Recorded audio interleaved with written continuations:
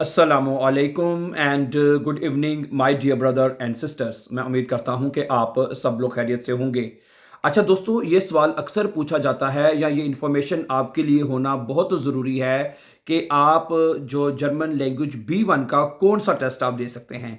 आप गोइटे दे सकते हैं, आप टेल्क दे सकते हैं या डेटेजेड दे सकते हैं, ठीक है। या ओस्टराइश यानी ऑस्ट्रिया में जो हमारे बहन भाई हैं वो कौन सा टेस्ट दे सकते हैं। तो इसके जर्मनी में आप रहते हुए कौन सा टेस्ट दे सकते हैं, पाकिस्तान में रहते हुए आप कौन सा टेस्ट दे सकते हैं। तो इसके ऊपर आप मुकम्मल जानकारी जो है वो आज हम आपको देने जा रहे हैं, ठीक है।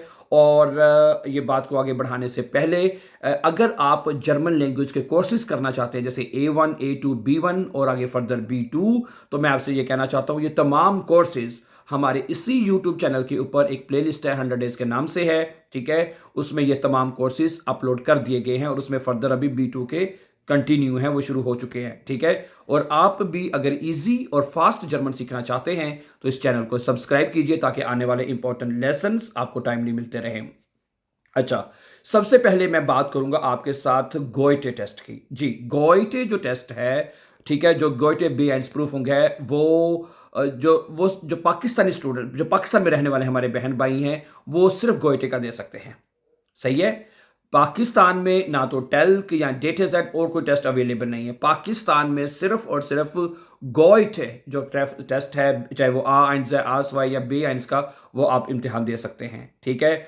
ओके, गोइटे का मैं यहां पे एक बता दूं, गोइटे का जो लेजन है वो बहुत आसान होता है। समझा रही, उसमें ग्रामर के यानी जिस तरह शप्राख बाउस्टाइनी के कोई सवाल नहीं आते, ठीक है। ये मैं बता दूं उनके लिए एक ये चीज तो आसान है, ठीक है, कि ग्रामर के लेजन के कोई सवाल उसमें नहीं आते। जैसे अगर टेल्क में देखा जाए तो टेल्क में 20 नंबर के, ठीक है, शप्राख बाउस्टाइनी के सवाल आते हैं। समझा रही बात आपको। और वो उसमें ग्रामर थोड़ी सी मुश्किल समझी जाती है टेल्क में, लेकिन ये बात आपको पता होनी चाहिए कि गोइटे में कोई आपका लेजन में ग्रामर का कोई सवाल नहीं आता, वो बहुत आसान होता है आपके लिए, ठीक है।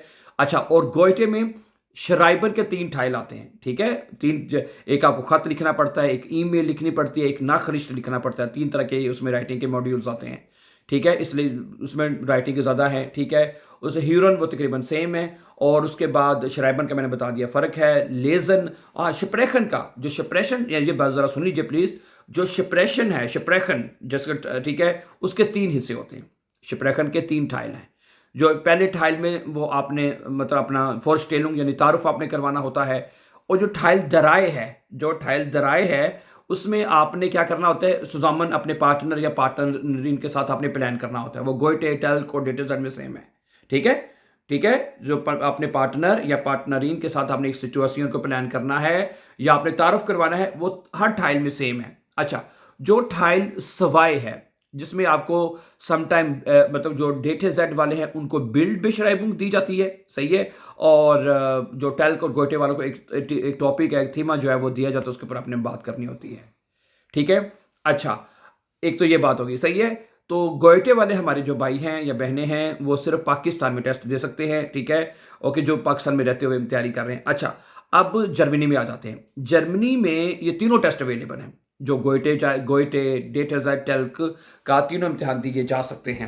अच्छा, अब यहां पे भी आके एक दो चीजें हमें समझनी जरूरी हैं। नंबर 1, अगर आप देखें, अगर आप जर्मनी में रहते हुए डेटे जेड का इम्तिहान देना चाहते हैं तो डेटे जेड का इम्तिहान एज कंपेयर टेल्क के बहुत आसान होता है और गोइटे के बहुत आसान होता है, ठीक है। अब सवाल ये कि डेटा सेट का इम्तिहान कौन बंदा दे सकता है। उसके लिए बास जगह पे, बल्कि ज़्यादातर जगह पे ये कहा जाता है कि आपको स्कूल में आके क्लासेस लगानी चाहिए। आप स्कूल में आके इतने घंटे, 100 घंटे या 1 महीना कम से कम आके क्लासेस लगाएं, तो फिर उसके बाद आप डेटा सेट की प्रूफिंग दे सकते हैं।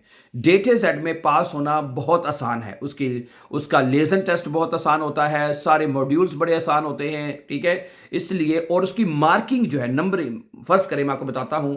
डेटा सेट में अगर आप शिप्रेशन में पास हैं, ओके, उसके अलावा आप ह्यूरन लेजन और श्राइबन में किसी दोनों में एक में पास हो जाए तो आपको B1 मिल जाएगा, ठीक है। फर्स्ट करें आप शिप्रेशन में पास हैं, ठीक है। दूसरी तरफ आपने ह्यूरन लेजन में 45 में से 33 और ब्रीफ या ब्रीफ में से 20 में से 15 नंबर ले लें तो आप B1 पास कर जाएंगे। बड़े कितने, ठीक है। यानी कि शिप्रेशन दोनों में से एक में पास आपने होना है, ह्यूरन लेजन में या ब्रीफ श्राइबन में, तो B1 आपको मिल जाएगा। अच्छा, उसके दूसरी तरफ आ जाए जो टेल्क है, ठीक है, जर्मनी में मैंने देखा है, मैंने किसी स्टूडेंट, सिर्फ एक स्टूडेंट हमारे पास आया था जिसने, जो मैं जब 5-6 सालों में जिसको जब से मैं पढ़ा रहा हूँ, जिसने कहा जी मैंने गोएटे की तैयारी करनी है जर्मनी में। पाकिस्तान में जो, पाकिस्तान से जो हमारे पास स्टूडेंट पढ़ते हैं वो तो करते ही गोएटे की तैयारी है ना, गोएटे एग्जाम की, ठीक है। लेकिन जर्मनी में जो स्टूडेंट्स हैं वो ज़्यादातर इम्तिहान देते हैं टेल्क का और गोएटे का। टेल्क का ये कि अगर आप स्कूल नहीं भी जा रहे तो प्राइवेटली तैयारी करके, ऑनलाइन तैयारी करके, घर में तैयारी करके आप किसी भी स्कूल में जाके पेपर दे सकते हैं। टेल्क में ये है। अच्छा, टेल्क की अगर मार्किंग की, नंबरिंग की बात करें तो अगर आप शिप्रेशन में पास हो जाते हैं, ठीक है, इसको भी 2 हिस्से में डिवाइड किया है टेल्क में ना, ठीक है। ह्यूरन लेजन और श्राइबर, ये तीनों इकट्ठे हैं, इनमें पास होना जरूरी होता है, और शिप्रेशन में पास जरूर होना जरूरी होता है, ठीक है। अगर आप शिप्रेशन में पास हो गए हैं, बाकी तीनों में से किसी एक में फेल हो गए हैं, तो शिप्रेशन को कहते हैं ठीक है, अगली दफा आप शिप्रेशन का ना दें, लेकिन आपको ह्यूरन लेजन और श्राइबन का इकट्ठा देना पड़ेगा आपको, ठीक है। ह्यूरन लेजन और श्राइबन का आपको इकट्ठा देना पड़ेगा, ठीक है, अगर किसी एक में के नंबर का कम भी आते हैं तो, ठीक है।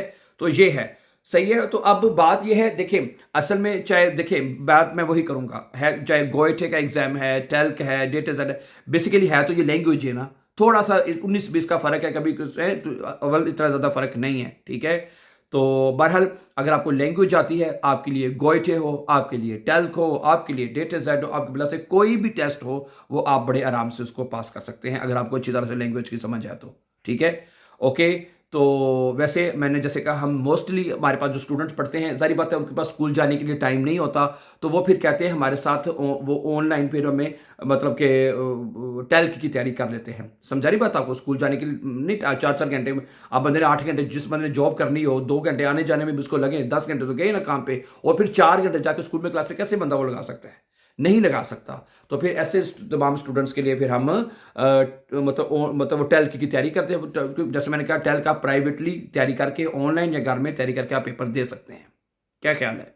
ठीक है, चलिए, ओके। तो मैंने जैसे शुरू में बात की थी कि अगर आप ये तमाम कोर्सेज, ठीक है, ग्रामर के साथ, ठीक है, सीखना चाहते हैं तो हमारे इस चैनल को सब्सक्राइब कर लीजिए, और जो प्ले लिस्ट मैंने आपको शुरू में बताई थी, एक दफ़ा दोबारा नोट कर लें, 100 डेज के नाम से, 100 डेज के नाम से वो प्ले लिस्ट है, आप प्लीज़ उसको नोट कर लें, और उसमें जाकर एक सीक्वेंस और तरतीब के साथ आप जाके तमाम लेसन्स को वॉच कर सकते हैं। Thank you very much for watching, and before going for upcoming important lessons, don't forget to subscribe. Always be happy and have a very, very nice time, dear friends.